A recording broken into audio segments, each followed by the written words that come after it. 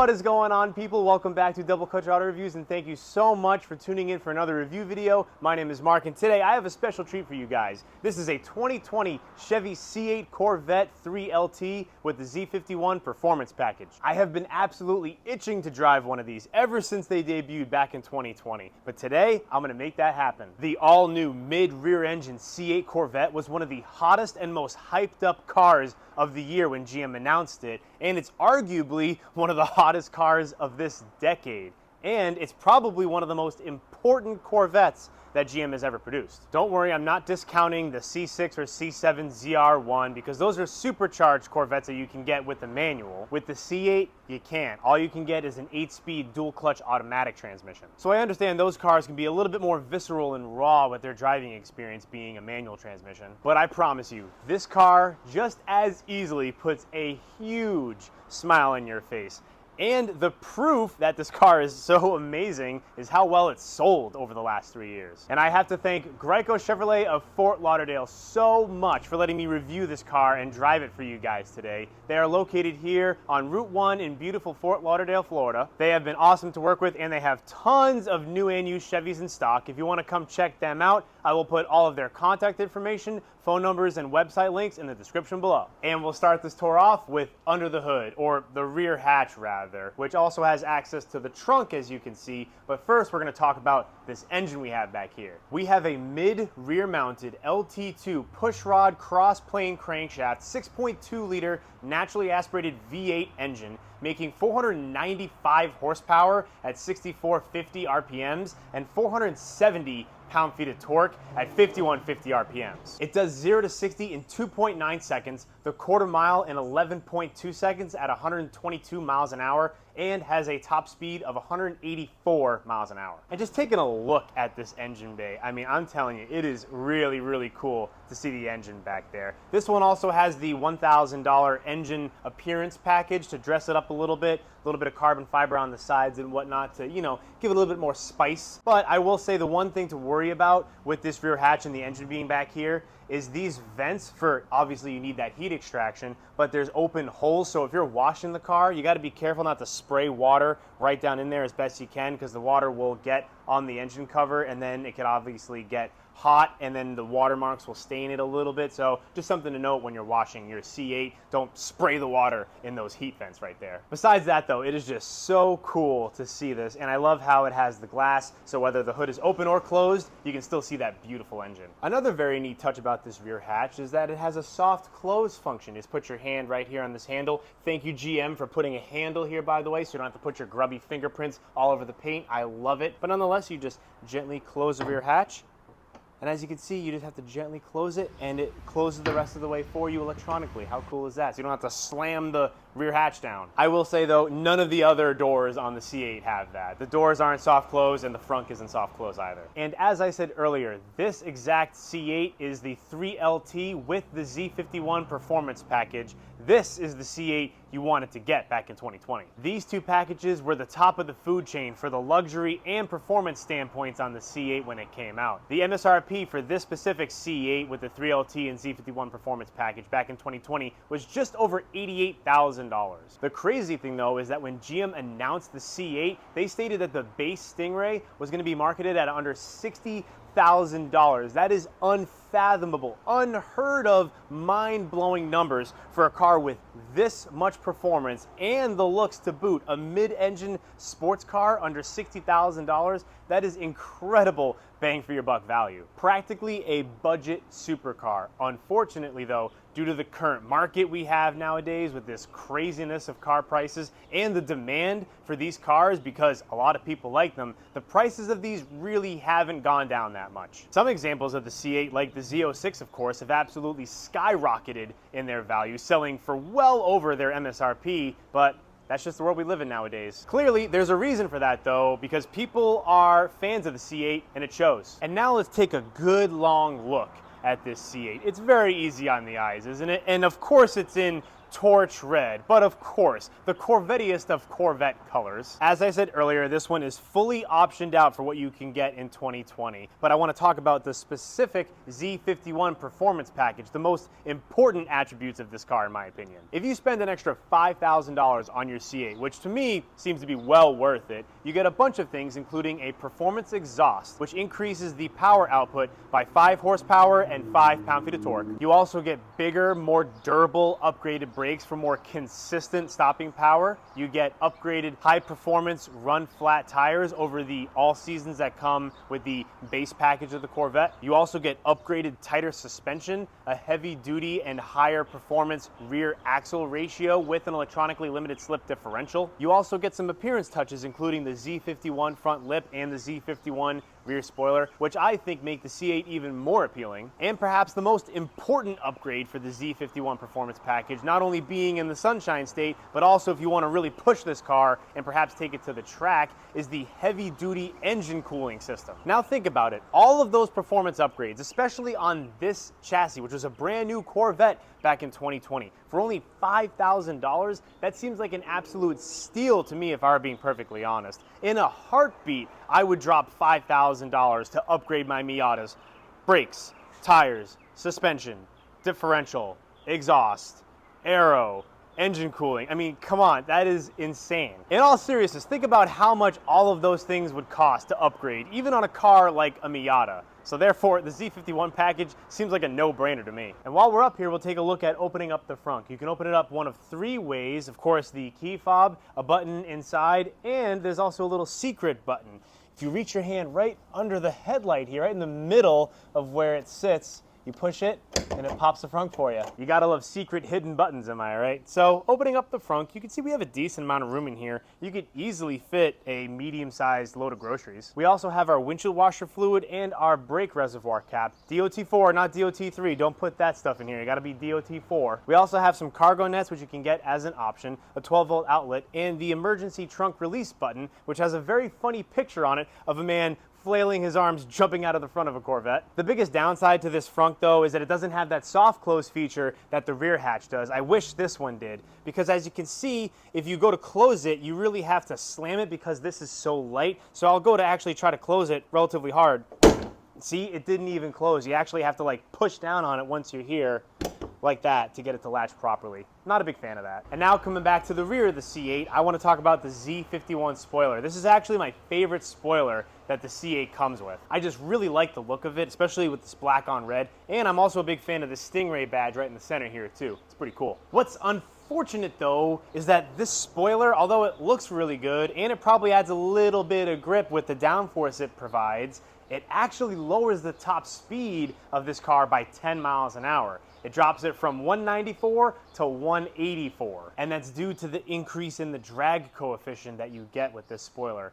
Ironic for the higher performance trim, but nonetheless you can't deny physics. So in other words, lots of looks in my opinion to further enhance this car's rear end, while also providing some added downforce to sacrifice a chunk of top speed. Some would say yay, some would say nay, but I'd understand both arguments. However, if you still want the Z51 package, but you still want that maximum top speed that the C8 can get, you can easily get this spoiler removed, I'm sure. And I really wouldn't blame anybody if they actually wanted to go that route, whether they wanted to even get close to that top speed mark, or they just wanted it for bragging rights. Some other fun facts about the C8 Corvette is that this chassis is known to be one of the best handling Corvettes ever made. However, the weight distribution between the 2 front axles is apparently 39% front and 61% rear. To be perfectly honest, I would expect a lot better out of the mid-engine Corvette. Sure, this car still obviously handles very, very well, but thinking about the Miata again, that car has nearly 50-50, almost perfect weight distribution between the 2 front axles. I feel like they could have dialed in this weight distribution a little bit more to make the new C8 chassis handle that much better. This car's curb weight is also around 3,600 pounds. That's not super heavy, but it's also not super lightweight either. Obviously, it doesn't take away from this car's performance. It still performs just as good as it looks, I promise you. But I just thought those were interesting facts to point out. But there is one drawback to this removable targa hardtop, and that is a reduction in structural rigidity because it's not a true full roof. GM did make up for the lesser structural rigidity though that you lost with the removable Targa hardtop, and they did it by designing the chassis and drivetrain in a very interesting way, but I'll explain that later. Okay, now climbing inside the 2020 C8. The first thing I'd like to talk about are the door release mechanisms. We have both electronic and mechanical releases. Check this out. Of course, you can push this little button right here to electronically open the door for you. That's all well and dandy, except let's say the battery dies or something else goes wrong with the car where the electronic system in this door won't work to open the door for you, so you have to get out. You can pull this little release mechanism right down here by your foot, and that manually opens up the car door for you. That is great. Love that. A very important safety feature that should not be overlooked. Yet again, to open the door, let's say the battery dies or whatever reason the electronics don't work and you can't get into the car electronically using the door handle, as I'll show you right here, you put your hand underneath the air intake and that pops the door open for you electronically. But if that doesn't work, there's also a little slot for a key right here that you can use to mechanically open the door. That's great. And now sitting inside the C8, this is clearly one of the nicest and most refined interiors in a Corvette ever made. What's funny though is they obviously focused on the driver cockpit and pretty much the driver only. Sitting in the passenger seat right here, I almost feel like I'm in the timeout corner because I have nothing going on in front of me, just my door handle release buttons, my window switches, and my climate control vents, and the glove box, of course. Other than that though, I have nothing in front of me and everything is turned towards the driver, along with this huge center console piece blocking us. It's funny to me because it pretty much leaves the passenger completely out of the equation with such a driver-focused cockpit. Sitting on this side isn't so much fun, but sitting in the driver's seat, you might think it's a little bit intimidating or whatnot, a lot to get used to, but it's really not. It clicks very quickly and you feel right at home once you get in the driver's seat. This huge sweeping center console piece and the transmission tunnel encapsulate the driver. But remember how I mentioned that there was a lack of structural rigidity compared to a traditional hardtop because we have this Targa removable hardtop? Well, let me explain. GM designed the C8 Corvette to have a ton of its structural rigidity in the chassis right here in the transmission tunnel. They heavily fortified the transmission tunnel for the 8-speed dual clutch and obviously put this gigantic center console piece here to further stiffen the structural rigidity of the chassis, and that's why it's so prominent. I found that quite fascinating. What's also funny to see though is because of that we have this gigantic line of buttons for the climate controls right here. There are 20 buttons along this entire center console piece. It's certainly a nifty use of the space, but when you first look at it, it looks a little bit intimidating, not so user-friendly, but in practice, it actually works really well. Yet again, something that also looks a little intimidating and unusual, but when in practice it actually works really well, is the gear selector. Drive and reverse are pull tabs, while park, neutral, and manual mode are just push buttons. They're designed like that so you don't as easily mistakenly go into gear, either drive or reverse. We wouldn't want that, obviously. Park, neutral, and manual mode are just buttons because they figured it's not that big of a deal if you accidentally push them. They're not going to actually make the car move. To the right of that, we have the handrest right here, which actually looks really nice, and the dial below it is the drive mode selector. And we have 6 total drive modes. We have weather, tour, sport, track, my mode, which is a customizable drive mode, and not to forget Z mode. You know, the Nissan boys are gonna love that one, right? But Z mode only comes with the Z51 package, and it's yet again another customizable drive mode, but the only difference with Z mode is all it takes is the push of this silver button right here on the steering wheel, and it's pretty much exactly like BMW's M1 and M2 buttons. We have 2 cup holders. They're not adjustable though or anything like that, so don't expect too much out of them. We also have a small storage compartment in the center console that opens up this way towards the driver, of course, obviously. And we also have 2 USB ports, an aux jack, and an SD card jack right there. As far as the infotainment system goes, it's good. Obviously, it's a little bit hard for the passenger to reach. Nonetheless, everything's designed for the driver, of course, but you can easily cycle through. It's simple, user-friendly, it's responsive to my touch. We have a physical home button right here in case you get lost. You can just push that and go right back to the main screen. And we also have a physical volume knob. A+ for that one. And as I said earlier, this C8 has the 3LT Premium Equipment Package, which was a $12,000 option back in 2020. But with that, you get a whole lot, including these GT2 power bucket seats. They don't look like they would be comfortable because they are very sporty looking, especially with all this nice carbon fiber. but they actually are. They also have power adjustable bolstering. I loved that when I drove the BMW XM, so I'm also a huge fan that the C8 has that as well. And to top it off, they are heated and ventilated. This package also comes with Apple CarPlay, Android Auto, OnStar, a Wi-Fi hotspot. One of the coolest things that you get with this package though is the Performance Data Recorder, or PDR for short. This is a built-in system with the camera facing front, so you can actually record yourself, for instance, on the track if you want to watch yourself later, see where you can tighten up your lines a little bit, maybe brake a little bit later, you know, power out of the corner a little bit sooner. You can re-watch yourself and see exactly what you did to learn and potentially make some improvements next time you hit the track. Or you can use it as a traditional dash cam for yourself, just built into the car. All you do is go into settings, set it to automatically record every time you turn the car on, and voila, you have a built-in dash cam. This is an absolutely fantastic feature, and I believe every car should have this. It's pretty much a necessity nowadays, especially with the maniacal drivers down here in South Florida. If you live here, if you've ever been here, you know exactly what I'm talking about. To access the SD card for it though, you just have to open the glove box. As you can see, this button right here drops the glove box down, and over to the left, that's where the SD card goes. As you can see, you pop that in, you can see how much time you have left, and all you have to do is push start recording. How cool is that? Here's a sneak peek of the test drive with some of the footage I got from this. 3, 2, 1, go.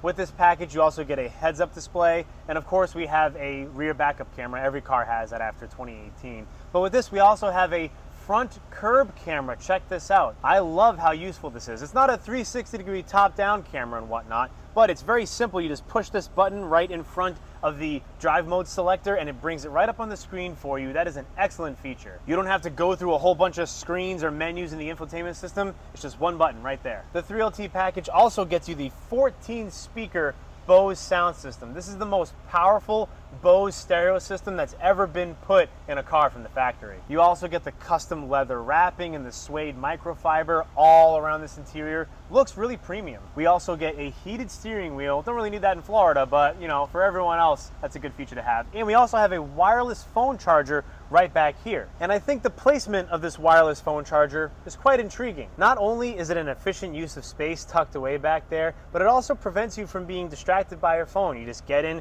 put your phone right there, you can't really look at it.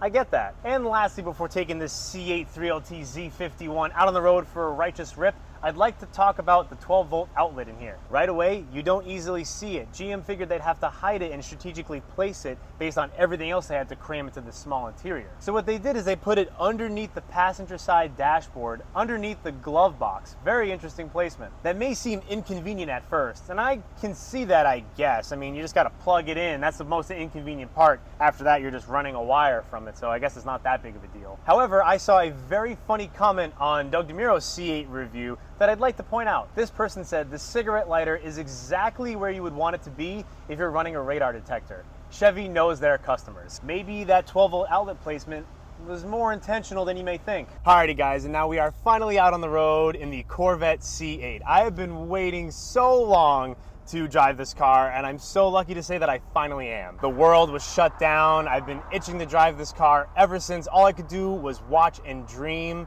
but we are here, finally. And of course, we're starting off in track mode. We'll ease into it a little bit. Let's see what she's got.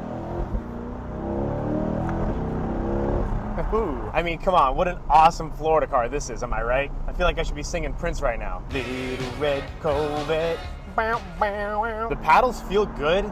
They shift really quickly. I really like the tachometer in track mode because right when it gets to yellow, that's the perfect time to shift. So as soon as you see the RPMs get right to there, you pop the paddle and it shifts perfectly for you. Really nice design with that. The red line is not that high for what I was expecting out of a car that looks and drives like this though. It's only 6,500 RPMs. It's not even close to the Z06 with the flat plane crank V8 screaming all the way to 8,600 RPMs, that's for sure. But the displacement is still really, really good, obviously, 6.2. And the throttle response is quite immediate. So you have power all across the rev range and you're not waiting for it at all. And this 8-speed dual clutch, the shifts are quite smooth. It bangs through them nicely. So that makes up for a little bit of a lack of a sky-high red line. Yeah. Shifts are really fast. People are saying not quite Porsche PDK, and I've driven 2 Porsche PDKs and they were lightning, phenomenally fast. This is I'd say just below it, if not almost quite there. What's also really cool is you can pull both paddles in, it goes into neutral momentarily, and you can rev it.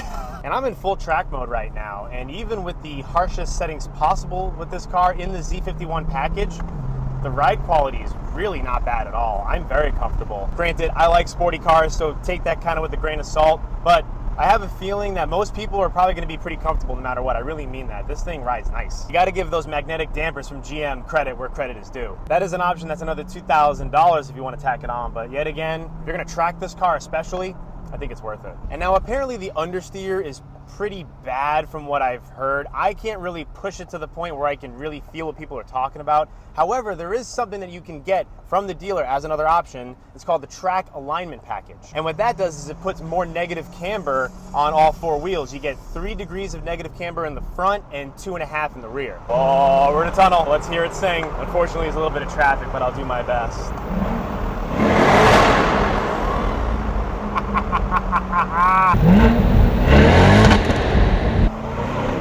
Oh, yeah, it sounds good. So as you just heard, the exhaust sounds amazing from the outside, but apparently it's also piped in. I mean, that's kind of a bummer, I'm not gonna lie. But at least it's piped in through a pretty awesome sound system. So how about the actual steering wheel?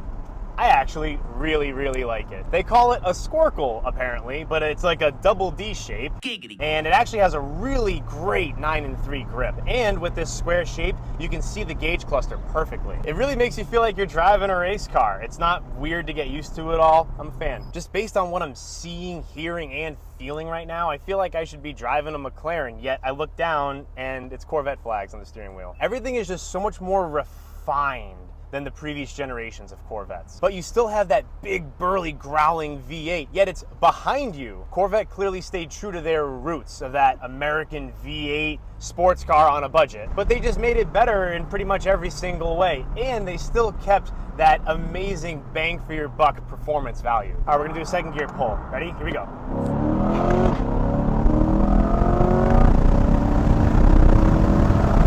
Oh yeah.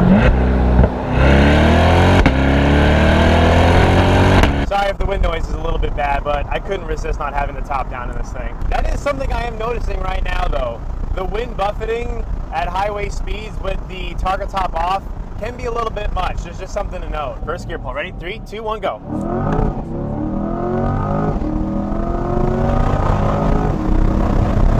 Wow.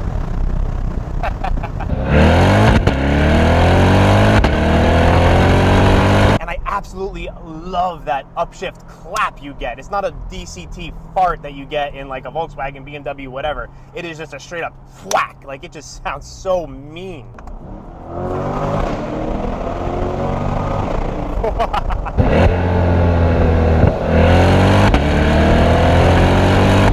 Sure, would a manual transmission in one of these been really cool? Yeah, of course. But remember how I mentioned the transmission tunnel being a huge component of the structural rigidity? They actually couldn't make a manual transmission C8 because if they put anything that broke up that structural rigidity of the transmission tunnel, like a shift lever, it would severely compromise its structural rigidity and strength. So that's why you only get an 8-speed dual clutch automatic in the C8. But when you think about Corvette's typical target demographic, and the way that the whole market is going with manual transmissions slowly yet very sadly being killed off one by one, I feel like most people probably aren't going to mind that it's just an automatic in the C8. Let's try out launch control. Dump the brake, go!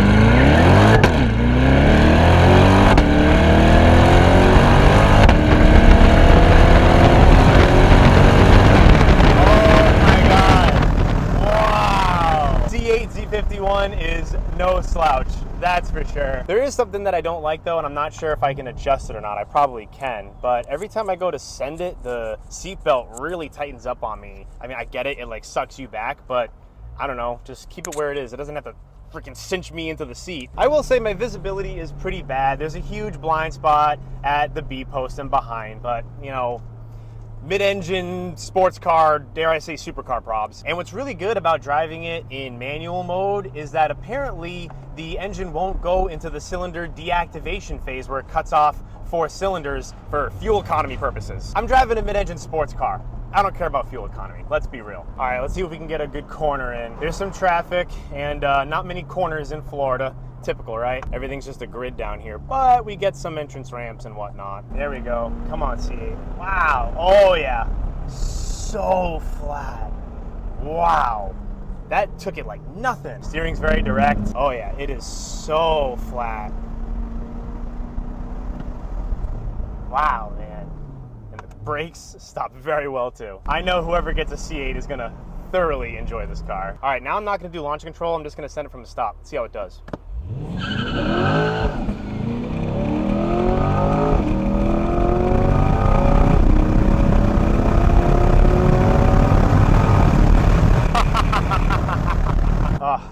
I kind of want this car. I actually really want this car. So I have to thank Grieco Chevy of Fort Lauderdale so much for letting me borrow this C8 for the day. It was an absolute pleasure. I really appreciate them letting me drive this rather expensive and very fast car. If you are in the Fort Lauderdale area, please come on down and check them out to see your potential new Chevy and tell them Mark from Double Clutch Auto Review sent you. Let me know what you guys think of this car and my take on it in the comments below. If you enjoyed the video, please make sure to leave me a like and also consider subscribing to my channel. It's free to you and it really helps me out to grow and it means the world to me. So I sincerely appreciate it. Thank you all so much. Take care, stay safe out there, and I'll see you on the next one. Have a great rest of your day.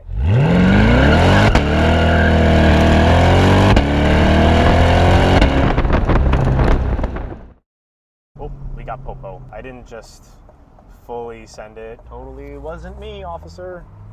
Definitely not.